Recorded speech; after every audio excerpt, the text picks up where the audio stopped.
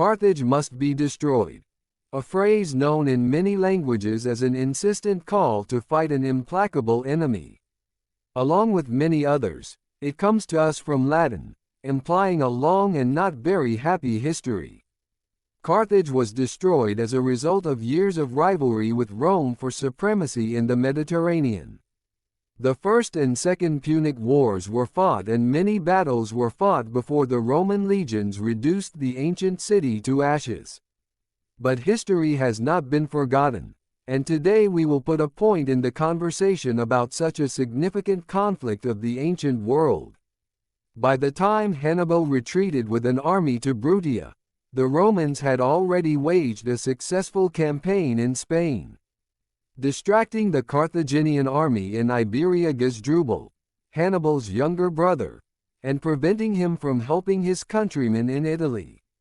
Appointed Praetor Publius Cornelius Scipio, commanding the Roman troops in Spain, was a young and talented commander, the favorite of heaven, which he considered himself. On the fairness of this statement say his successes. By 205 all of Spain became a Roman province. Hasdrubal avoided defeat and land moved to Italy, hoping to unite with his brother. In 207 he was intercepted at the Metaurus River and defeated by the Roman army. At the same time, an unheard of aid from Carthage, 100 ships with food and replenishment, was driven by a storm to hostile shores and intercepted by the Roman fleet. Hannibal in Italy was left without military aid or hope of supply from his homeland. After the Spanish campaign was over, Scipio landed on the African coast near the large city of Utica, which he immediately besieged.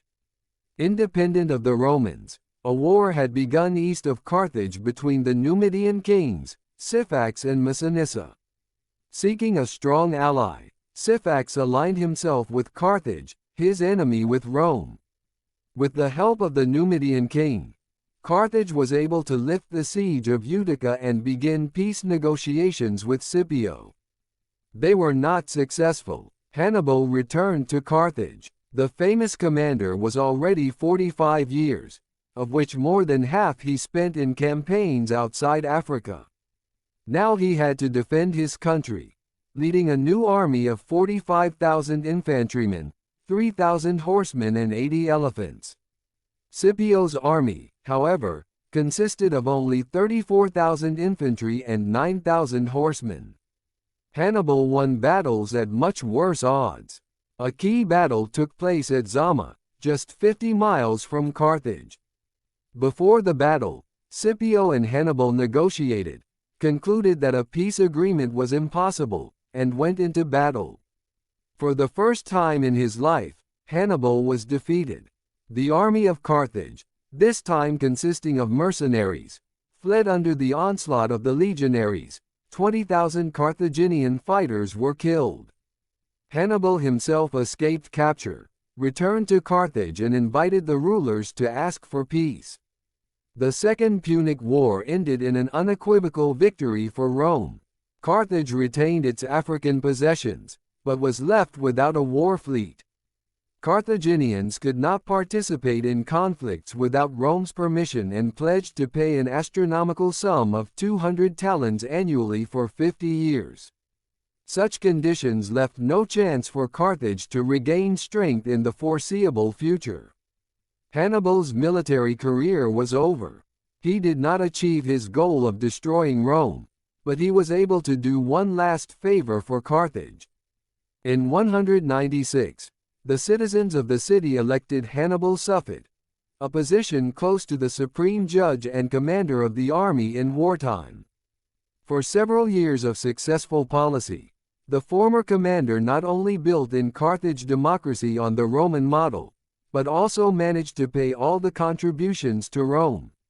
Such activity did not suit the conservative oligarchic top. The nobility sent a report to Rome that Hannibal was preparing for war, after which the latter had to flee to Antioch, under cover of night. King Antiochus III until the arrival of Hannibal hesitated between friendship and enmity with Rome. Hannibal persuaded him to go to war and became his military advisor. The war ended quickly. The Romans defeated the army of Antiochus at Magnesia and with the conclusion of peace demanded the extradition of Hannibal. Hannibal again fled, first to Crete, then in Bithynia. The Romans followed him on his heels, and finally surrounded his small detachment. The great Carthaginian preferred captivity to death and took a pre-preserved poison. Hannibal died in 184 at the age of 67 years. The Third Punic War. Hannibal was defeated. The hard-won victory, which almost cost the Republic a catastrophic defeat, greatly strengthened Rome's position in the region. Carthage was deprived of many profitable territories, army and the ability to conduct an independent foreign policy. It was defeated, but not destroyed. By the middle of the 2nd century BC, Carthage had regained its status as a prosperous city, accumulating wealth through active trade. Of course, the new rise of the native enemy not unreasonably worried the Roman Senate. The enemy should stand on their feet, and the next war will be just around the corner. This time, the Romans decided to hurry things up and more quickly deal with a dangerous neighbor. As it was mentioned above, as a result of the African campaign, Rome has acquired a valuable ally, Nubian king Massinissa. Massinissa openly took advantage of the military restrictions imposed on Carthage. He captured several Carthaginian cities, attacked the borders, attacked trade routes. Rome left the complaints of the aggrieved party unheeded. The Senate did not limit itself to tacit approval of the Nubians' actions. Senator Cato the Elder regularly broadcast from the rostrum about the dangers of the revival of Carthage. It was Cato who concluded every speech with the famous phrase, "Carthago delenda est," calling for a new war. His words found support and approval. For its part, Carthage, too, was not ready to endlessly tolerate the attacks of belligerent neighbors. The patriotic party, led by Hasdrubal Boetharchus and Carthalon, decided to fight back against Massinissa and began to prepare for war. The Libyan prince Arcobarzon entered the service of Carthage, and supporters of Rome and the Numidians were expelled from the country.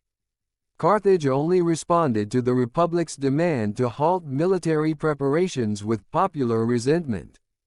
The first clash occurred in 152.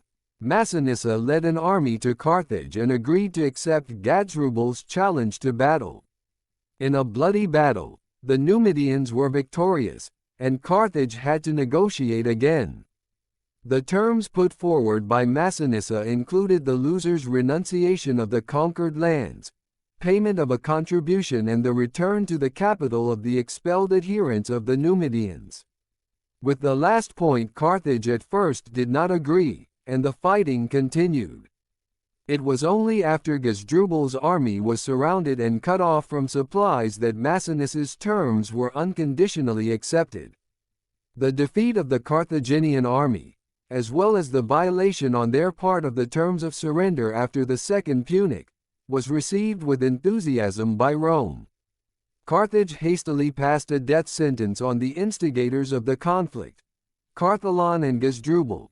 Both managed to escape, and sent an embassy to Rome with unlimited powers to conclude a peace agreement at any cost.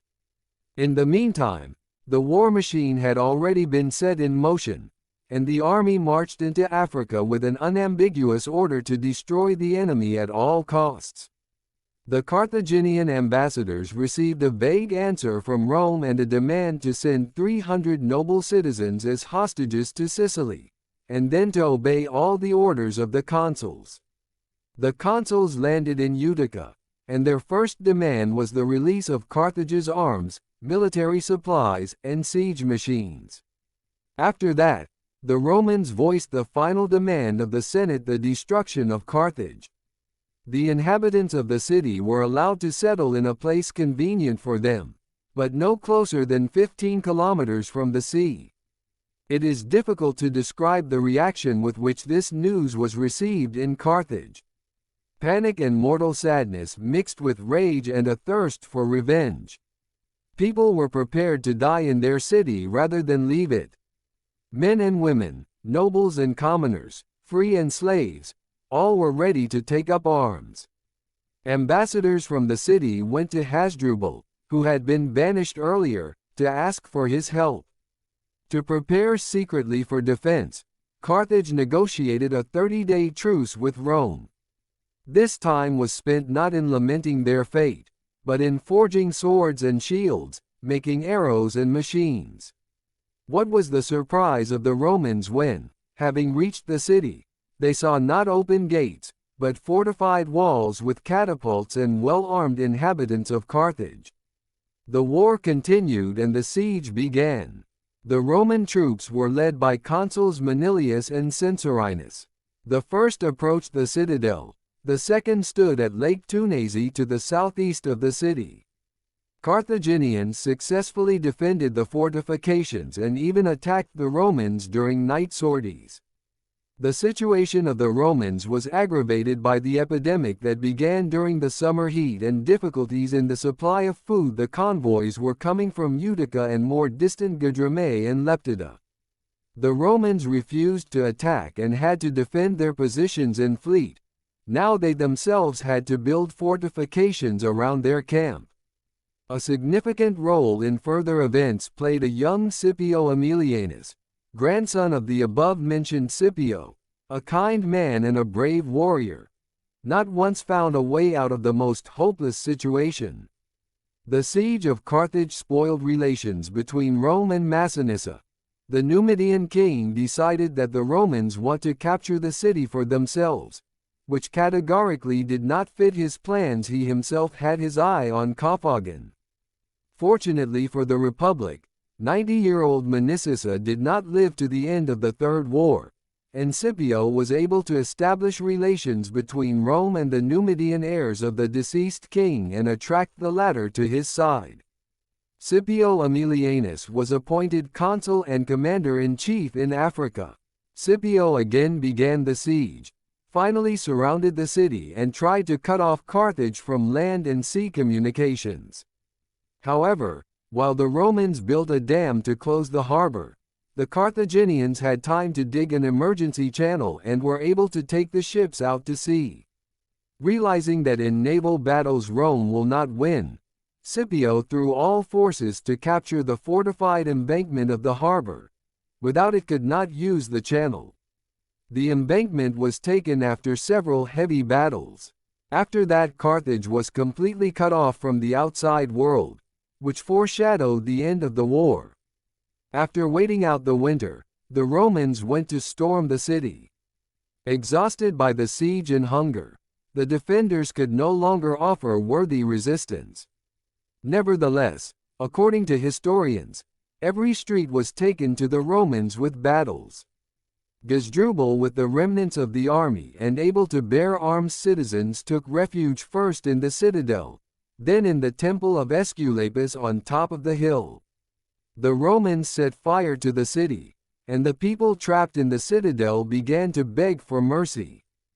Hasdrubal was among them. Scipio did not kill those who surrendered, but the most steadfast soldiers set fire to the temple and found their death in the fire. At this point the war was over. Rome rejoiced, but Scipio himself was filled with grief and compassion for the Carthaginians. In the fall of their capital he saw the perishability of any power. Carthage burned for 17 days. The Senate carried out the ancient threats.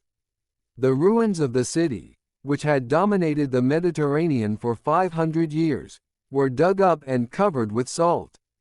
All the lands of Carthage fell to Rome. The Republic, and then the Empire, would face grave danger many more times, but the Punic Wars remained forever in history. The most dangerous and implacable enemy was finally destroyed.